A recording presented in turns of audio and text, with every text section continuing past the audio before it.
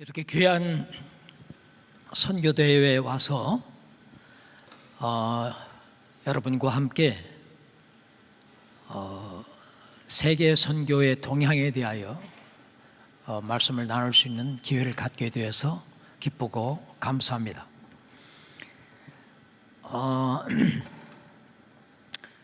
저는 1981년부터 96년까지 15년 동안 GMS 파송 필리핀 주재 선교사로 사역하면서 원주민 교회들을 개척해서 목회하는 일과 필리핀 장로회 신학교를 설립을 해서 목회자들을 길러내는 그런 사역을 했습니다. 그리고 1996년부터 지금까지 플러 신학교 아시아 선교학 교수로 한국학부 원장으로 글로벌 커넥션 대표로 사역을 했고 지금은 원로 교수로 사역을 하고 있습니다. 요즘 사역은 지구촌 각곳을 방문을 해서 글로벌 사우스 교회들, 남반부 교회들의 선교 운동을 촉진하고 선교 교육하는 그런 일들을 해오고 있습니다.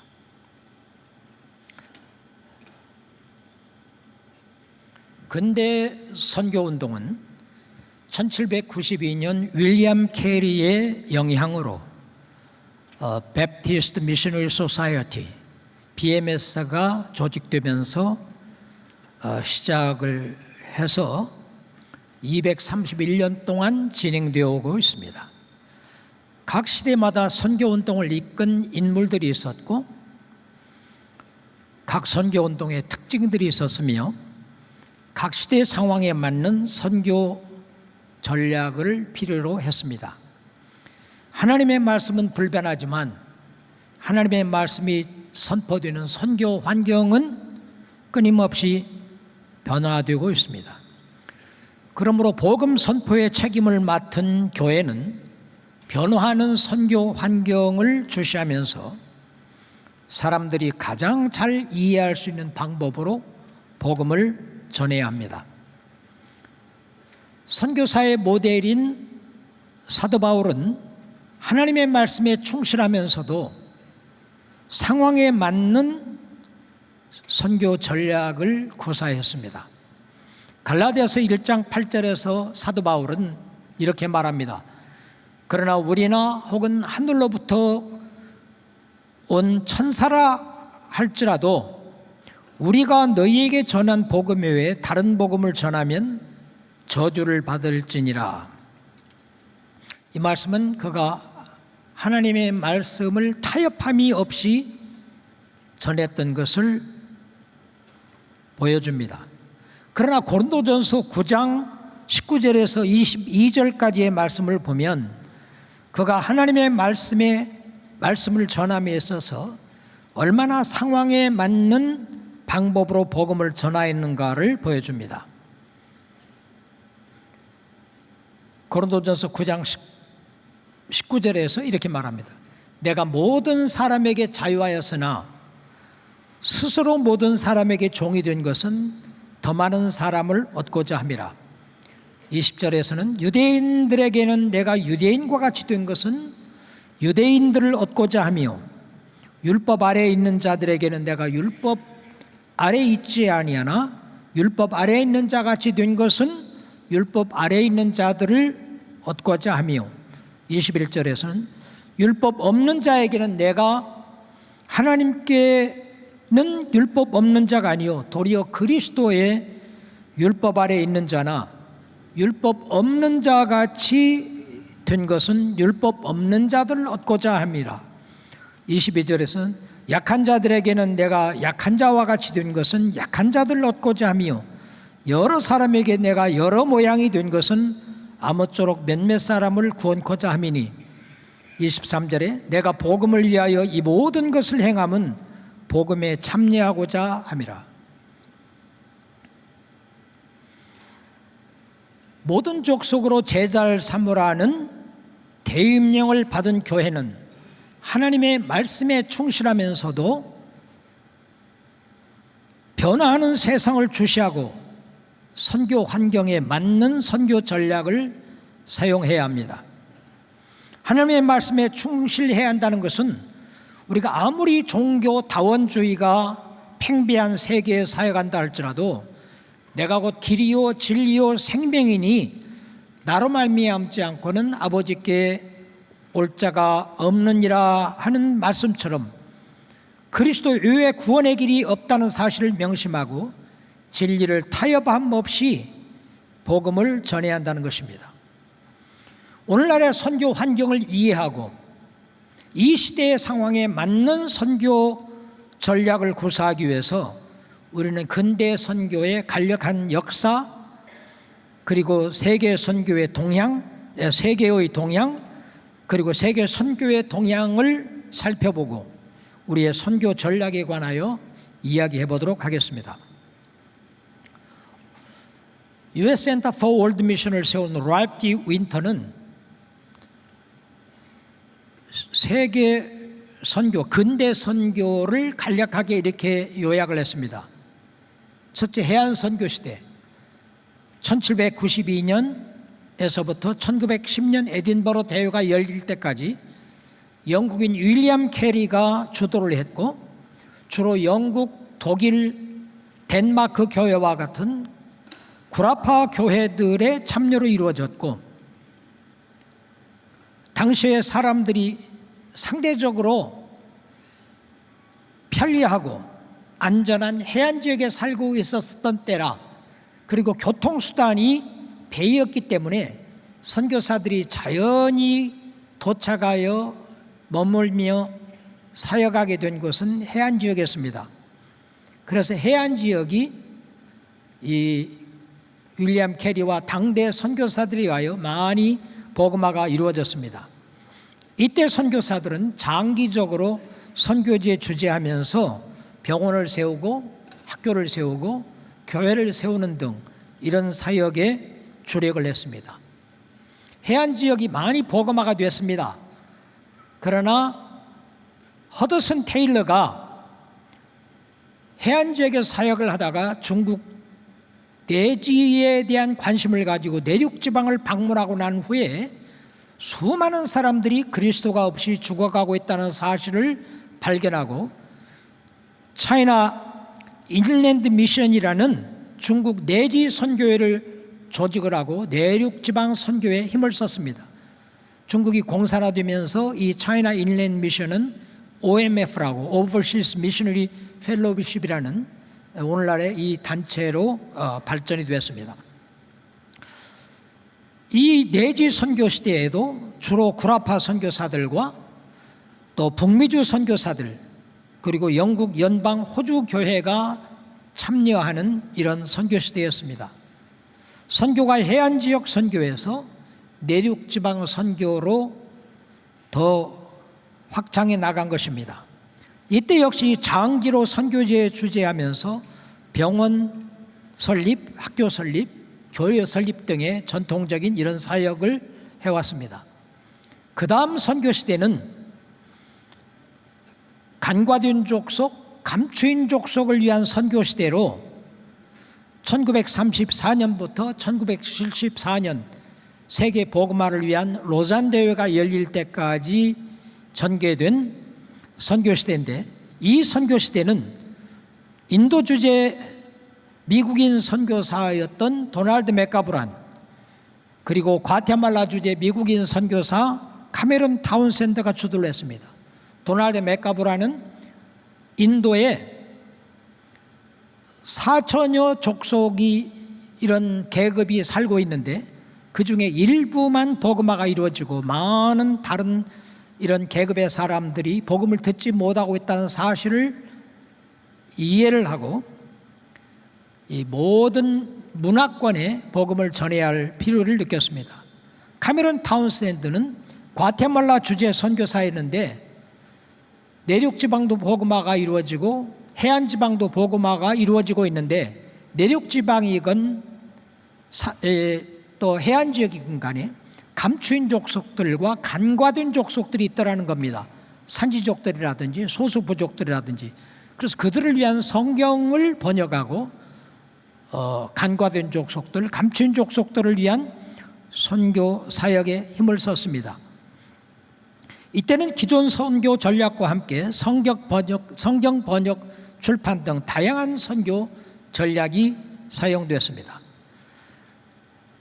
그 다음 시대라고 할 수도 있고, 이 간과된 족속과 감추인 족속을 위한 선교 시대로 성격상 포함을 시킬 수 있는데, 미접촉 족속 선교 시대입니다. 전 과테말라 주재 선교사로서 플러신학교 선교대학원에서 선교 역사를 가르쳤던 이 라이프 윈터 박사가 10년 동안 플러에서 2천여 명의 학생들을 가르쳤는데, 2,000명 학생 가운데 단 한 사람도 미접촉 족속, 요즘 우리가 말하는 미종족 족속들 가운데 사회가 나온 사람이 없더라는 거예요. 모두가 다 선교의 돌파구가 이루어진 이런 나라에서 현지인 지도자가 있고 현지인 교회가 있는 곳에 가서 사역하고 있지, 단 한 사람도 미전도 종족, 미접촉 족속들 가운데 사회가 나온 사람이 없더라는 거죠. 그래서 그는 플러신학교 선교대학원에 선교 역사 교수직을 내려놓고 프론티어 미션 펠로십이라고 FMF를 만들어서 윌리엄 캐리 인터내셔널 유니버시티, US 센터 폴드 미션, 그 다음에 윌리엄 캐리 라이브러리 등 여러 기관들을 세워서 미전도 종족 선교를 위하여 힘을 썼습니다.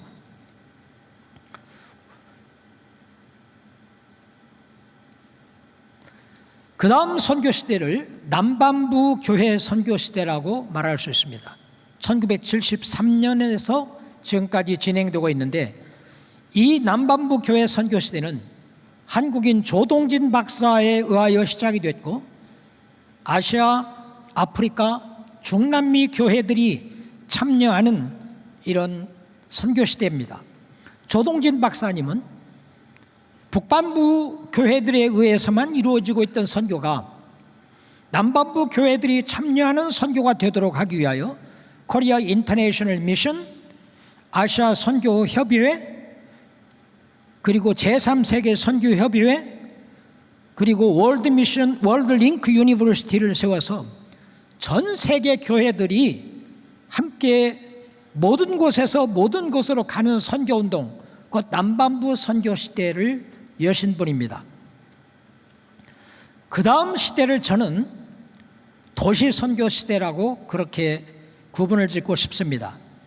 1900년대 전 세계 인구의 3%가 도시에 살았습니다. 그러나 2050년에는 전 세계 인구의 80%가 도시에 살게 될 것입니다. 한국에는 지금 현재 2023년 현재 81.4%가 도시에 살고 있습니다. 2022년 현재, 그리고 도시는 정치, 경제, 사회, 문화, 교육 및 모든 분야에서 변화를 일으키고 있고 영적 변화가 일어나고 있는 중심지입니다. 세계 인구의 16%인 세계 인구의 16%인 8억 5천여만 명이 오늘날 굶주림 속에 살고 있다는 통계가 나오고 있습니다. 도시화와 함께 도시 빈민들을 위한 선교, 이것이 오늘날 선교의 중요한 과제 중에 하나입니다.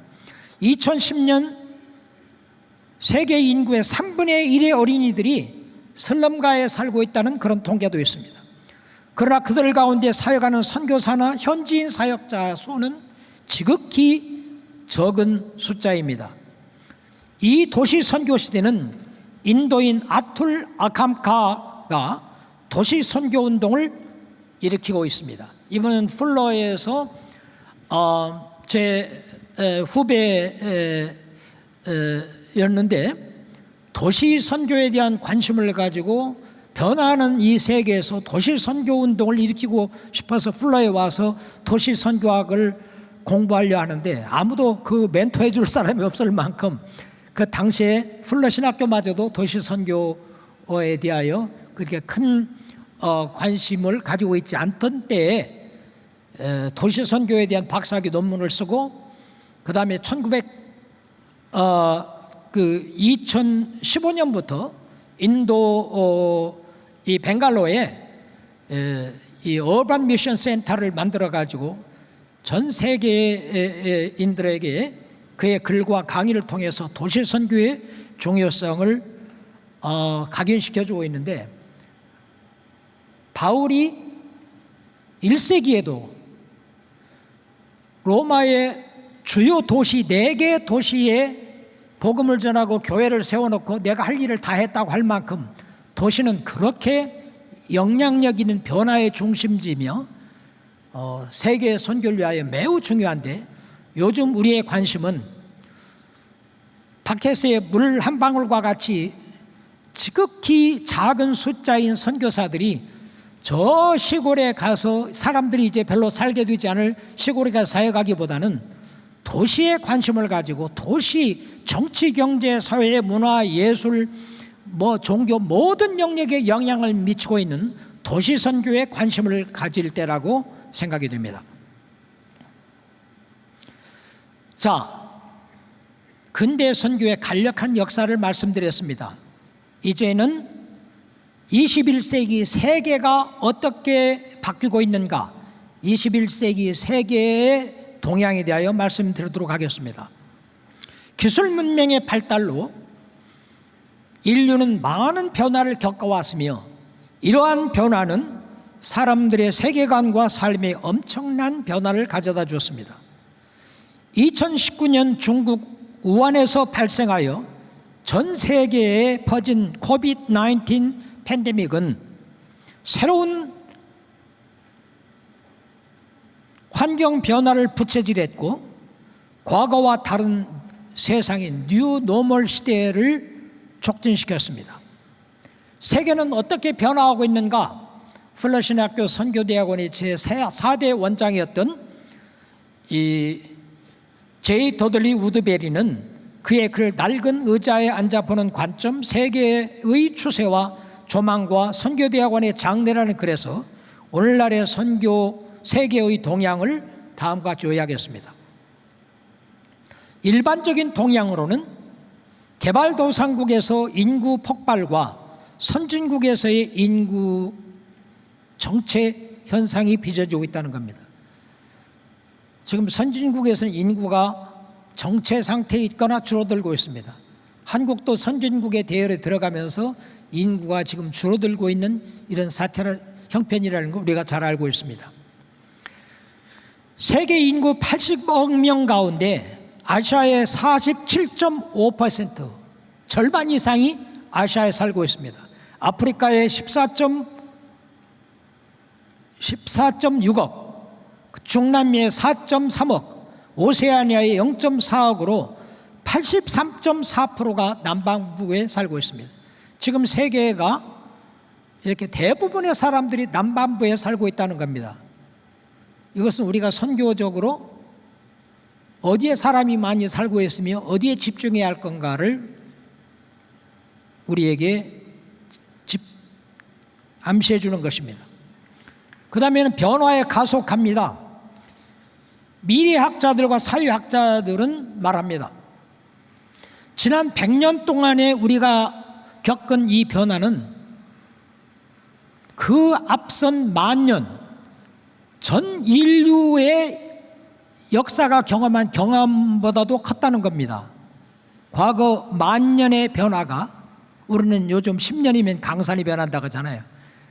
10년이 아니라 요즘은 얼마나 빨리 변하고 있는지, 과거 100년의 변화는 인류 전체 역사가 경험한 것보다 더 많은 경험을 했고, 앞으로 20년 안에 벌어질 변화는 지난 100년에 맞먹는 이런 변화라고 그렇게 말을 하고 있습니다. 우리가 요즘처럼 그렇게 모든 사람이 스마트폰을 가지고 커뮤니케이션을 할 수 있고 모든 정보를 다 이 인터넷에서 얻게 될 걸 알았습니까? 앞으로는 우리가 가지고 있는 이 도로는 자동차를 수용할 수가 없어가지고 이제 이 자동차들이 헬리콥터처럼 공중으로 날아가지고 이제 움직이지 않으면 안 되는 이런 시대가 될 것이며, 지금은 우리가 캠코더라든지 뭐 카메라로 찍고 있지만 앞으로는 그렇게 안 찍어도 모든 것들이 다 찍히게 되고 나중에 필요하면 클릭만 하면 보고 들을 수 있게끔 된다는 겁니다. 요즘 중국은 더 그렇고 한국도 마찬가지고, 범죄가 이게 적어진 이유가 뭐냐면 어디든지 CCTV가 있잖아요. 요즘 세계는 엄청난 변화를 겪고 있습니다. 그 다음 일반적 동향에서 변화는 세계화입니다. 세계화라는 말은 국가 간 상호 의존성이 증가함에 따라 인류 문명이 단일 체계로 수행되는 현상으로 정치, 경제, 기술, 사회, 문화 부분을 가리지 않고 민족 국가의 경계가 약화되고 세계 사회가 통합해가는 것을 말합니다. 전 세계가 이제 하나 되고 있습니다. 그 다음에 세속화, 상상할 수 없을 만큼 이제 세계가 세속화되고 있습니다. 동성연애, 동성결혼, 요즘 보면 얼마나 세속화가 빨리 진행되고 있는지 모릅니다. 그 다음에 다원주의, 사람들이 서로 이렇게 섞여 살게 되면서 서로 다른 종교들을 접하게 되고, 이제 사람들이 모든 길은 로마로 한 것처럼 서울 뭐로 가도 서울만 가면 된다는 식으로 어떤 종교를 믿어도 구원받는다는 이런 생각들을 많은 사람들이 갖게 된다는 겁니다. 그 다음에 정치적인 동향으로는 신냉전 시대의 도래, 소련이 해체되고 중국이 또 부상하고 하면서 요즘은 새로운 신냉전 시대가 도래되고 있고, 이런 사람들의 이 결속이 서로 달라지고 있습니다. 또 앞문이 닫히고 뒷문이 열리는 이런 시대가 되었습니다. 과거에는 선교사들이 비자를 받아가지고 들어갈 수 있는 지역이 지금은 선교사의 입국을 허락하지 않는 나라들이 많아지고 있습니다. 그러나 앞문은 닫히지만 과거처럼 선교사로 파송받아가지고 뭐 교회를 세우고 병원을 세우고 학교를 세우고 하는 전통적인 선교사들의 입국은 어려워지지만 뒷문이 열리고 있어서, 과거 공산주의라고 국가라고 말했고 회교 국가라고 말했고 무슬림 국가라고 말했던 이런 나라들이 선교사 비자를 주지 아니하고 선교사 입국을 허락하지 않지만 경제와 기술을 소중히 여기는 분들이 다 뒷문을 열어서 다른 선교사들, 뭐 밤 선교사라든지 전문인 선교사들, 이런 지식인들, 이런 다른 사람들은 또 들어갈 수 있는 뒷문이 열리고 있어서 다른 선교 전략을 필요로 하고 있다는 겁니다. 사회 문화적 동향으로는 이민과 이주, 일반적으로 이민은 한 나라에서 다른 나라로 영구적인 이동, 그리고 이 다큐멘테이션, 이런 서류로 다 법적으로 움직이는 사람들을 이민이라고 하고요. 이주라는 것은 같은 나라 안에서 혹은 다른 나라로 사람들이 이동하는 건데, 이건 영구적일 수 있고 반영구적일 수 있고 다큐멘테이션이 없는 서류와 법적인 게 아닌 방법으로도 움직이는 사람까지 포함한 겁니다. 그러나 이러한 이민자들과 이주자들은 자기 전통 사회, 자기 나라에만 살고 있는 사람들보다 훨씬 복음에 대해서 수용적인 사람들이라는 것입니다. 포스트 모더니즘, 요즘은 모든 전통적인 가치와 권위와 이런 것들이 다 부정이 되고 사람들이 완전히 달라진 것을 봅니다. 과거에는 이 옷을 기워 입었는데 요즘은 찢어 입고 과거에는 하얀 머리를 검게 물들였는데 요즘 검정 머리를 노랗게 빨갛게 물들이기도 하고, 완전히 사람들이 이 전통적인 가치 체계와 전통이 바뀌고 있는 걸 봅니다. 그 다음에 사회문화적 동향으로 문화와 문명의 동질화. 과거의 인류 문제는 교통과 통신이 문제였습니다. 그리고 최근의 문제들은 언어와 문화의 차이였습니다. 그러나 요즘은 문화와 문명이 동질화되고 있어가지고 이제는 우리에게 새로운 시대가 도래하고 있습니다. 도시화, 조금 전에 말씀드렸지만 1900년대에 전 세계 인구의 3%가 도시에 살고 있었는데 이제는 2050년대가 되면 이미 2023년 현재 많은 이런 개발된 국가들은 약 80%가 도시에 살게 될 거라는 겁니다. 한국만도 81.4%가 도시에 살고 있습니다. 여성의 역할의 증대, 과거에는요 장수들, 힘 있는 남자가 리더십을 발휘했습니다. 그러나 요즘은 과학기술 문명의 발달로 여성들이 육체적인 힘이 아니라 컴퓨터라든지 이 정신적으로 또 이 감수성이 예민하고 한 여성들이 리더십을 발휘할 때입니다. 그래서 각 나라의 수상들과 대통령들 그리고 기업 총수들이 여성들입니다. 이렇기 때문에 교회와 선교단체에서는 어떻게 여성들을 존중하면서 여성들의 사역 기회를 넓힐 것인가, 이것이 매우 중요한 이슈 중에 하나입니다. 옛날에 육해공군의 사관학교에 이 남자들만 갔거든요. 요즘은 여성들이 육해공군 사관학교에 가고 탑 스튜던트들이 누구냐면 여성들입니다. 그 다음에 한국의 최고의 보람에 이 비행기 타고 다니면서 폭격을 제일 잘하는 분이 누구냐면 여자예요. 이렇게 세상이 바뀌고 있습니다. 세상이 이렇게 바뀌고 있는데 요즘 여성들을 우리가 어떻게 대우해야 하는가? 많은 경우에 앞으로 우수한 여성들을 앞세우고 남성들이 집에서 밥하고 빨래하고 애기들 봐주고 좀 이렇게 하고 여성들을 개발해서 여성들로 하여금 앞서서 일하게 할 시대가 도래하지 않나, 이런 생각을 들게 합니다. 그 다음에 개발도상국에서의 평균 연령 감소와 선진국에서의 평균 연령 증가, 어떤 이유에서든지 더 편리하게 살고 싶어서 그런지 모르지만 결혼을 하지 않고 결혼을 해도 애를 낳지 아니하고 이런 개발국가에서는, 선진국가에서는 인구가 점점 오래 살지만 이 인구가 줄어들고 있습니다. 그러나 제3세계에서는 이 인구가 폭발적으로 성장하고 있어요. 제가 1981년 필리핀에 갈 때 기도 카드의 제목이 뭐였냐면 4천만을 그리스도에게로 그랬거든요. 그러면 지금은 1억 1천만 명이 넘습니다. 엄청나게 성장을 하고 있어요.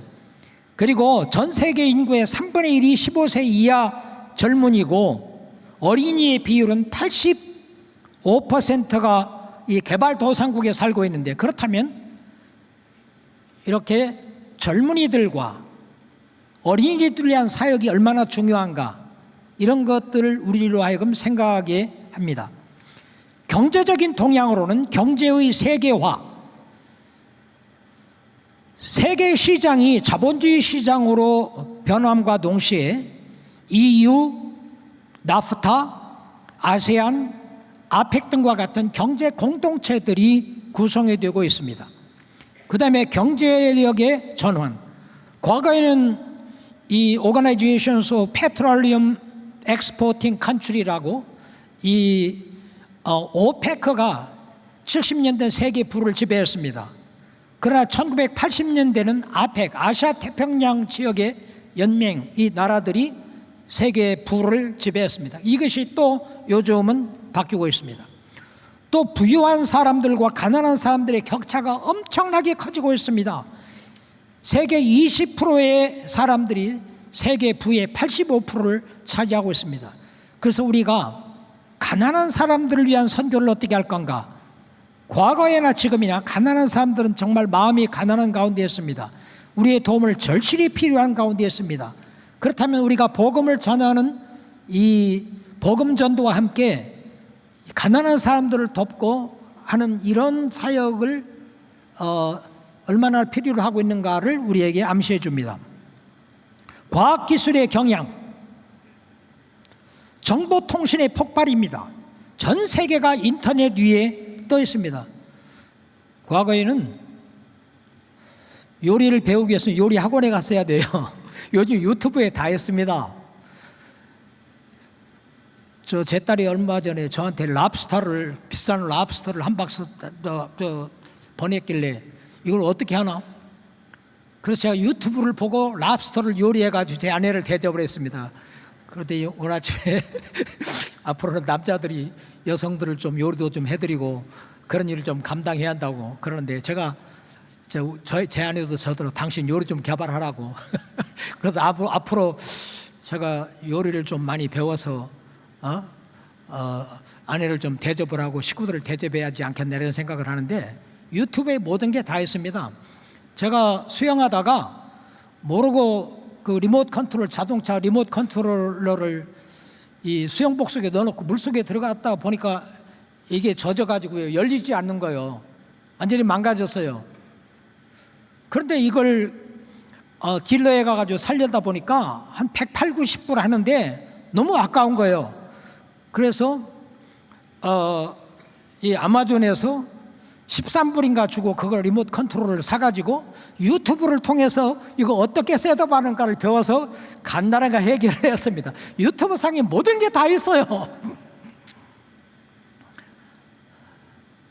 대부분의 사람들이 이메일을 사용하고 소셜 메신저를 사용하고 스마트폰을 사용하고 과학기술은 이제는 지역의 장벽을 허물고 있습니다. 여러분 어땠어요? 저는 선교지에 가가지고 사진을 찍으면 그때 12방짜리, 24방짜리, 32방짜리 있었는데 이거 찍어가지고 이 아까운 걸 뺄 수가 없어가지고 몇 달을 기다린 거예요. 선교 보고하려면 타자를 쳐가지고 2, 3일 동안 타자를 쳐가지고 그걸 보내고 너무 힘들었어요. 근데 요즘은 이메일로 즉시 카톡으로 즉시 그리고 전화도 옛날에는 얼마나 전화하기가 힘들었는지 몰라요. 요즘은 카톡 전화로 세계 어디 가든지 다 카톡이라든지 페이스북 메신저 전화라든지를 통해서 다 전화를 할 수 있게 되는 이런 시대가 되었습니다. 정보통신의 폭발, 그 다음에 로봇과 인공지능의 발달, 노동력과 서비스가 크게 변하고 있습니다. 무인 비행기와 이제 자율자동차 시대가 도래했습니다. 기술 문명의 발달로 통신과 여행이 매우 용이하게 됐고 복음 전도와 교육 훈련도 가능하게 됐습니다. 팬데믹으로 저는 거의 매년 여러 나라를 다니며 사역을 했거든요. 매년 그 러시아에 가서 사역을 했고요. 그런데 제가 팬데믹 전에 어디 가서 강의를 하면 그 지역에 있는 사람만 와요. 30명, 40명, 많으면 70명. 그런데 팬데믹 기간 동안에요, 자유롭게 여행할 때보다 더 많은 사람에게 복음을 전하고 더 많은 사람에게 교육을 했습니다. 제가 인터넷으로 선교사들을 위한 강의를 할 때는요 300명, 400명이 전 세계 각처에서 들어와서 듣는 거예요. 이런 시대가 없었어요. 이제는 기술 문명의 발달로 줌을 통해서 교육 훈련도 용이하게 더 많은 사람에게 시킬 수 있는 이런 시대가 되었습니다. 그러면 교회와 선교적 변화는 어떠한가? 교회의 지리적 그리고 활력의 중심이 서북 쪽에서 동남쪽으로 옮겨가고 있습니다. 북반부에는 기독교가 80%가 북반부에 있었어요, 과거에. 그러나 2021년도에는 65%의 사람들이, 그리스도인들이 남반부에 살고 있습니다. 그렇다면 북반부에 있는 소위 서양 나라들의 복음화를 위하여 힘씀과 동시에 더 많은 사람들이 살고 있고 교회가 폭발적으로 성장하고 영적으로 수용 상태에 있는 남반부 교회들을 위한 사역에 대한 관심을 우리가 크게 가져야 할 것을 암시해 줍니다. 주요 교단이 쇠퇴하고 복음주의적이고 카리스마적인 교단들이 크게 성장하고 있습니다. 오순절 그룹과 카리스마틱 그룹들은 기존 교단들보다 4배나 빨리 성장하고 있습니다. 왜 그럴까? 그들이 제도화된 이런 교회에서 전통에 얽매여 가지고 그저 감이 없이 살아갈 것이 아니라 얼마나 성령에 민감하고 우리가 이렇게 성령의 인도하심과 성령의 능력으로 사역을 해야 할까를 암시해 줍니다. 그리고 선교의 토착화와 국제화. 과거에는 OMF라든지 뭐 SIM이라든지 AIM이라든지 OM이라든지 한국 선교사들이 대부분 서양 선교단체에 속해 사역을 했습니다. 그러나 요즘 선교사들의 대부분이 한국 토착 선교회에 속해서 사역하고 있는 것을 봅니다. 선교의 토착화와 국제화가 이루어지고 있습니다. 전통적인 선교 모델이 쇠퇴하고 새로운 모델이 일어나고 있습니다. 과거에는 신학교를 졸업하고 목사 안수 받은 사람들이 이제 각 나라에 가서 학교를 세우고 뭐 병원을 세우고 뭐 교회를 세우고 그런 사역을 해서요. 그러나 이제는 그런 선교사들을 받아들이지 않는 이런 세상이 됐기 때문에 새로운 선교 모델, 비즈니스 에스 미션이라든지 여러 문화 사역이라든지 이런 기술 문명이라든지 이런 것을 활용을 해가지고 각양은사를 가진 평신도들이 이제는 일어나 선교할 때가 됐다는 겁니다. 많은 분들이 이 선교를 안수받은 목사님들이나 파송받은 선교사들이 하는 것으로 알고 있는데, 선교 사명은 모든 그리스도인들에게 주어졌습니다. 히브리서 3장 1절 보면 함께 부르심을 받은 거룩한 형제들이라고 그랬습니다. 모든 그리스도인들이 함께 하늘의 부르심을 받았습니다. 베드로전서 2장 9절 보면 그러나 너희는 택하신 족속이요 왕같은 제사장들이요 거룩한 나라요 그의 소유된 백성이니 이는 너희를 어두운 가운데서 불러내어 그의 기이한 빛에 들어가게 하신 자의 아름다운 덕을 선전하게 하려 함이라 하겠습니다. 베드로도 모든 그리스도인들이 왕같은 제사장들이고 그리스도의 일꾼들이라는 겁니다. 그렇기 때문에 우리는 평신도들을 똑같은 이런 사명자로 여기고 개발하고 그들이 이렇게 변화된 환경 가운데서 선교 사역을 하게 해야 할 것입니다. 그러면 21세기 세계 선교의 동향은 어떻게 흐르고 있는가? 서구 중심에서 제3세계 중심의 선교로 뒤바뀌고 있습니다. 로렌스 KS라는 사람은 세계 선교의 새로운 시대, 제3세계 선교 시대라는 글에서 지금 제3세계 선교 시대로 선교운동이 뒤바뀌고 있다고 했습니다. 레리 페이시라는 사람은 From Every People이라는 글에서 서양 선교사들과 동양 제3세계 선교사들 함께 증가하고 있지만 제3세계 선교사들, 글로벌 사우스 선교사들의 수가 5배나 빨리 성장하고 있다고 말하고 있습니다. 하비 칸도 세계 선교의 중심이 그랜드 래피드스와 휘튼으로부터 이젠 나이로비, 서울 뭐 이런 제3세계로 선교센터가 움직이고 있다고 말하고 있습니다. 일부 민족 주도의 선교 시대에서 범민족적, 범문화적, 국제적인 선교 운동으로 발전을 했습니다. 이제는 from everywhere to everywhere, 모든 곳에서 모든 곳으로 가는 선교 시대가 됐습니다. 그 다음에 교파주의에서 초교파주의로, 지금 한국도 마찬가지지만 중남미에는 얼마나 많은 교단들이 있는지 모릅니다. 협력과 동반자 사역을 안 하고 교단 색채에 따라서 서로 경쟁적으로 사역을 해요. 그러나 이제는 지금 시대는 교파주의 시대에서 초교파주의 시대로 하나님 나라 도래와 하나님 뜻교회를 위하여 서로 다른 기관들이, 단체들이 협력과 동반자 사역을 추구하는 때입니다. 전통적인 선교 모델이 쇠퇴하고 새로운 선교 모델, 단기 선교, 비거주 선교 등 이런 선교 모델이 발전되고 있습니다. 복음전도 위주에서 복음전도와 사회적 책임을 강조하는 선교로, 과거에는 선교를요, 복음주의자들은 복음을 전하여 영혼을 구원하는 것이라고 했습니다. 자유주의자들은 사람이 사람답게 살 수 있도록 세상을 변화시키는 거라고 했습니다. 그러나 1974년 세계 복음화를 위한 로잔 대회 때부터는 복음주의자들이 그리스도의 사회적 관심은 복음 전도의 결과이며 수단이 될 수 있으며 동반자가 되어야 한다는 이런 결의를 하고, 요즘은 복음 전도뿐만 아니라 사람들의 삶을 변화시키는 일을 해야 한다고 말하고 있습니다. 하나님은 오늘 또 사탄의 일을 멸하고 죄에 빠진 사람을 구원하고 세상을 새롭게 하기 위하여 일합니다. 새하늘과 새 땅이 도래합니다. 완전히 이 모든 게 없어지는 것이 아니라 완전히 갱신되고 새롭게 되는 세상이 온다는 거죠. 그렇다면 우리는 복음을 전하여 사람들 하나님께 인도할 뿐만 아니라 주께 돌아온 사람들이 세상을 변화시키는, 하나님이 기뻐하시는 세상이 되도록 세상을 변화시키는 일을 해야 한다는 겁니다. 성직자 위주에서 평신도와 여성의 참여, 사역 참여의 선교로 바뀌고 있습니다. 거주 선교 시대에서 거주 및 비거주 선교 시대로 바뀌고 있습니다. 저는 필리핀에서 15년 있었어요. 필리핀에 갇혀 있었습니다. 그러나 1996년 플러에 온 이후로는 글로벌 커넥션 대표로 온 세계를 여행하면서 사역을 했습니다. 플러 신학교 교수들 가운데 제가 가장 여행을 많이 했던 사람입니다. 그래서 한국학부 원장으로 있다가 글로벌 커넥션 대표로 임명을 받았어요. 그래서 여러 나라를 다니고 사역을 하고 있는데, 지금은 제가 플러 원로 교수로 있으면서 각 나라를 다니면서 민족교회들의 선교운동을 촉진하고 선교교육을 하는 그런 사역을 하고 있습니다. 비거주 선교사로 사역을 하고 있다는 거죠. 옛날에는 불가능했지만 지금은 이것이 가능합니다.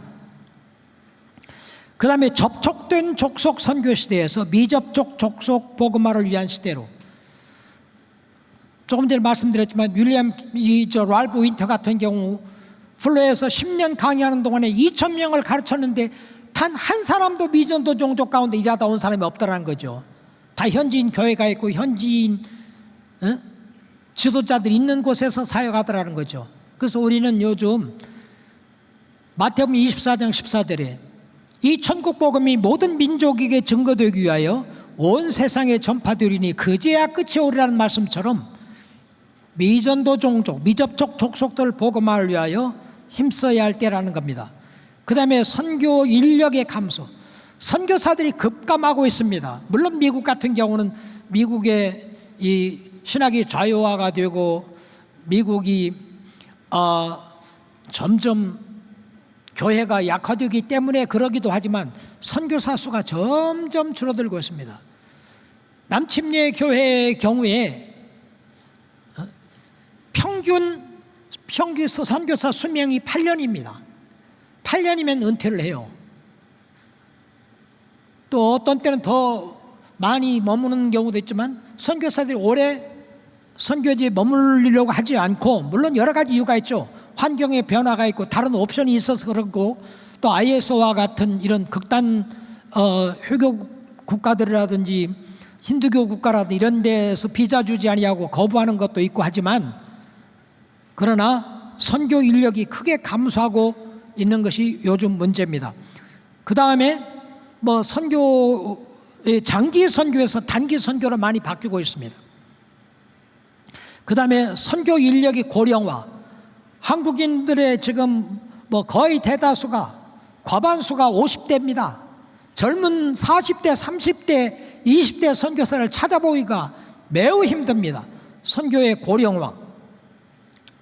그러나 은혜의 한인교회 같은 이번 같은 경우에 1.5세들과 공동으로 이 대회를 이렇게 코호스트를 하는데, 젊은이들이 앞장서 가지고 젊은이들이 집 살 것 미루고 차 살 것 미루고 헌금하고 해가지고 수십만 불을 모금을 해서 이런 대회가 가능하도록 하고 있는 거, 이 선교의 새 시대에 새로운 젊은이들에게 이 선교의 사명을 깨닫게 하고 이 사명을 지속하게 한다는 건 얼마나 고무적인 것인지 모르겠습니다.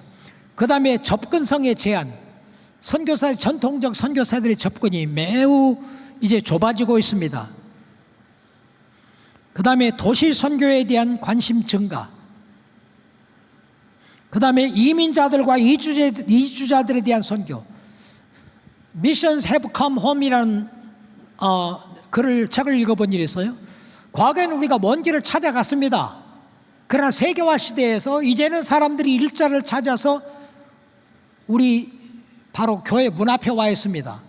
그래서 우리가 멀리 외국에 있는 선교사를 파송하면서 우리 주위에 있는 이런 이주자들, 이민자들을 위한 사역을 하지 않는다는 것은 상상할 수 없는 겁니다. 한국에도 얼마나 많은 외국인들이 와서 들어와 살고 있는지 몰라요. 그들은 한국에 오면 마음의 문이 열립니다. 본국에 있을 때보다도 훨씬 수용적입니다. 그들이 그 나라에 있을 때는 우리가 복음을 전할 수 없었던 사람들도 한국에 이주해 온 사람들, 이민자들, 이주자들, 국제 결혼한 사람들, 그 다음에 일하러 온 사람들에게 복음을 전할 기회가 열렸다는 겁니다. 미접촉 족속 복음화, 그 다음에 동반자 선교. 오늘 아침에 우리 다음 강의를 이 목사님 통해서 아주 좋은 말씀을 들었어요. 모든 사람이 협력과 동반, 많은 사람이 이혼을 하잖아요. 근데 이혼 안 하고 사는 방법은 한 사람이 져주는 거라는 거예요. 네가 우하면 내가 좌하고 네가 좌하면 내가 우하라고 져주는 거. 그런데 협력과 동반자 사역을 저는 여러 선교대회에 참석을 했잖아요. 중남미 선교대회, 아시아 선교대회, 뭐 구라파 선교대회, 뭐 아프리카 선교대회 찾아다니는데 한결같이 협력과 동반자 사역을 이야기하는데 협력과 동반자 사역이 안 돼요. 왜냐하면 모두가 내가 중심이 되고 내 중심으로 내가 영광을 받고 내가 영향력을 발휘하고 내 중심으로 되어지기를 원하는 거지 협력과 동반자 사역이 안 됩니다.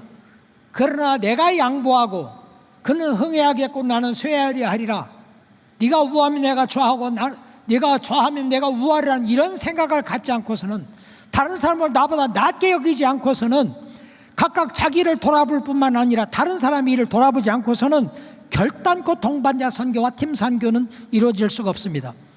그 다음에 일터 선교, 마켓플레이스 미션. 많은 분들이 선교지에 안수받은 목사님이나 파송받은 선교사만 주의종이고 나는 주의종이 아니라고 생각하는데, 우리 모두가 부름받은 사람들입니다. 우리가 지금 일하는 곳이 그 마켓플레이스가 하나님이 나를 선교지로 파송한 곳입니다. 그렇기 때문에 내가 일하는 그곳에서 하나님의 영광을 위하여, 하나님 나라 도래를 위하여, 하나님 뜻구현을 위하여 일해야 된다는 거죠. 사회 참여. 하나님이 결단코 세상을 버리지 않았습니다. 많은 분들이 노래하는데 세상 등지고 십자가 보내. 세상 등지고 십자가 보면 안 됩니다. 세상 짐지고 십자가 봐야 돼요. 근데 우리가 너무 이 세상은 정들 곳 없도다, 내 주님 같은 없도다. 사람들이 너무 이 세상을 포기하고 있는데 이 세상 포기하면 안 돼요. 하나님은 한 번도 세상을 포기한 일이 없어요. 우리가 범죄에서 하나님으로부터 떠나서 세상을 정복하고 다스릴 힘을 잃게 돼서 복음을 전하는 일을 하는 거지, 복음을 전하여 사람들을 주께 인도했으면 세상을 변화시켜야 돼요. 나나 꽃 피어, 조동아 시인이 나나 꽃 피어 저 꽃밭이 저 풀밭이 꽃밭 되겠냐 말하지 말라. 내가 꽃 피고 나도 꽃 피면 온 풀밭이 꽃밭 되지 않겠냐. 나나 물들어 저 산이 붉게 물들겠냐 말하지 말라. 내가 물들고 너도 물들면 온 산이 활활 타오르는 거 아니겠느냐. 우리가 모두 직무유기하고 있어요.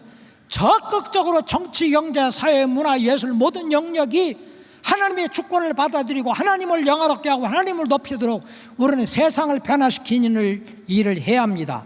핑계하지 말고 해야 돼요.